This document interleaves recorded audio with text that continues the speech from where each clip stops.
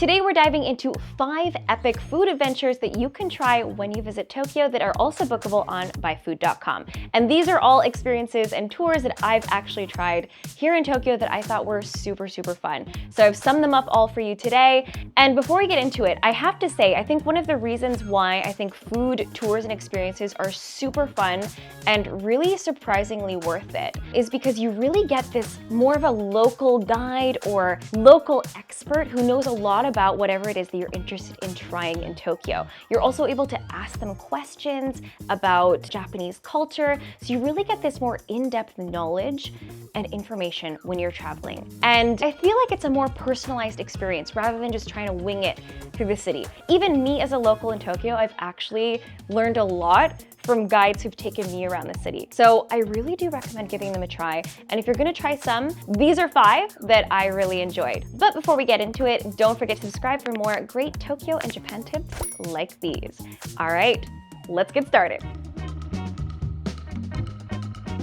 First up is a ramen tour. Yes, so although ramen is often a more or less solo dining experience, considering there are over 10,000 ramen joints in Tokyo, it can be very overwhelming to try to decide which one to go to. Even for myself, I spend a lot of time just trying a bunch of different ramen restaurants, but it's still hard to recommend. So it is nice to have a ramen connoisseur who can recommend you something that really suits your personal taste, or a tour that'll allow you to try a variety of different ramens in one go, because I think that's the most efficient way to do things. The other good thing about having a ramen guide is that they can share their knowledge of ramen, and they can even usually help you find ramen options that fit your own dietary needs. They can give you the advice that you're looking for. So 2 really cool tours that I tried. One of them was with Frank.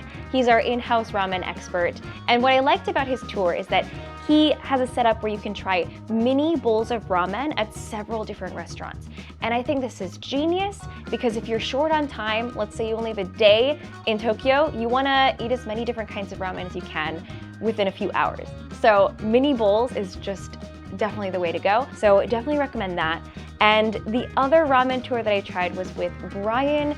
He's also a very well-known ramen expert. He knows so many great restaurants around Tokyo. And I did a really fun video with him where we actually rode bicycles throughout the city. That's not a tour that he normally offers, by the way. We just decided to do that because he loves biking, and so do I. And he took me to a couple of his favorite ramen shops in the city. So I think the ramen options that he provides always, he likes to change it up. So I think you can probably give some requests what you want, but yeah, you never know what you're gonna get. So yeah, I would say leave it up to the experts and you cannot go wrong. So definitely check those out if you're looking for ramen in the city. All right, let's move on to the next one. Number 2. Now for something that is literally above and beyond, a helicopter ride above Tokyo followed by a luxurious dining experience. How romantic is that? I think this would be absolutely perfect for a very special date, an anniversary, or just any other kind of special celebration or milestone that you want to celebrate. Or if you really just want to go all out, this is just a really cool way to see Tokyo from above. You can fly over Tokyo Tower, over Tokyo Skytree, Tokyo Dome. You can see literally everything from above, and it is really stunning. And what's really cool about booking this as a special experience on byFood is that you don't just get the helicopter tour, it comes as a set with a driver who will take you to the helicopter and then he'll take you to the restaurant after. So I think this is a really perfect setup. So if you like fancy food and fancy views, this was really worth it. And I think what really stood out for me doing this experience was the fact that I got to see Tokyo at night from above. Because I've had a chance to see the night views of Tokyo from a high place like at the top of Tokyo Skytree or Tokyo Tower, but it's just not the same. When you get to fly over the city, it just feels so unreal. It almost feels like you're in a VR experience, and I think it is worth experiencing at least once in your life for something really special. I know this is not something that you could do, that most people can do every day, but for something special, it's worth keeping in mind. So yeah, this is a byFood original experience and you cannot book it anywhere else. So yeah, if you have something special that you want to celebrate in Tokyo, why not check this one out? All right, let's go on to number 3. If you're looking for a night out that locals swear by, then you definitely have to try a Shibuya bar hopping tour. This particular one that I'm thinking of will take you to hidden bars, sake spots, standing bars, karaoke bar, all of which is curated by Tokyo locals by the names of Soma and Ken. And I joined this one particular Shibuya bar hopping tour and it was such a blast. I really think it is worth signing up for this tour specifically. They are such characters. I know that they're quite busy, so they probably have different tour guides who might guide you, but they really planned this tour with such care. They really know Shibuya so well. And I think what's so good about joining a tour, if you're visiting Japan for the first time, I think some people want to have a fun night out, but they don't necessarily have the people to go out and do it with.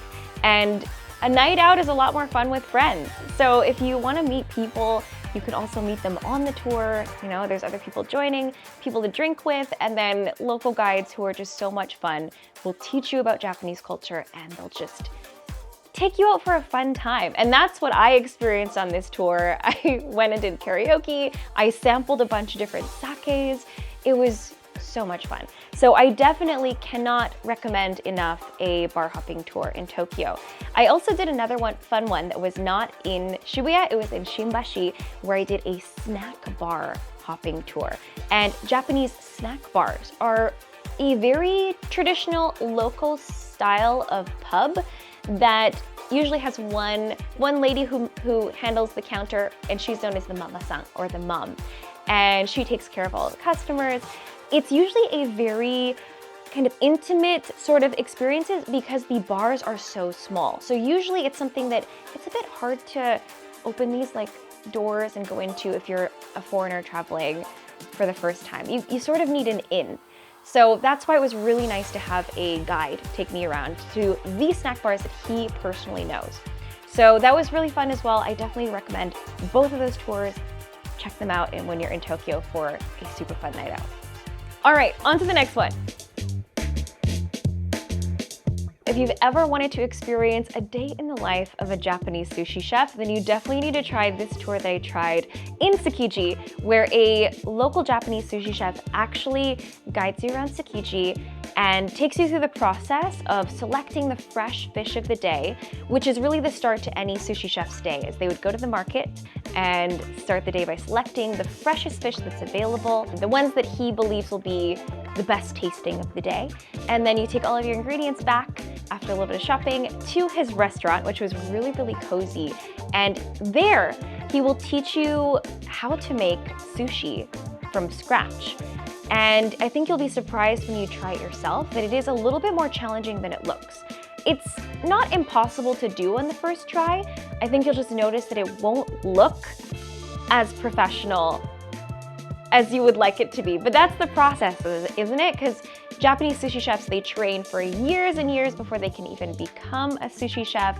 So at least you have the opportunity to know a little bit about the magic of what it takes to actually create a nigiri sushi or a temaki sushi, which is a hand roll.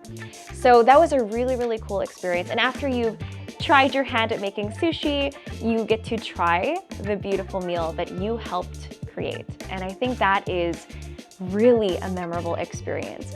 Who wouldn't want to come to Tokyo or just come to Japan and learn how to make sushi in the land of sushi by a real pro? So that is an experience that I really wholeheartedly recommend. And yeah, I think I saw some comments in the video too that some people had joined this experience and they loved it. So clearly it's worth a try. Anyway, check this out next time you're in Tokyo. All right, let's go on to the 5th recommendation.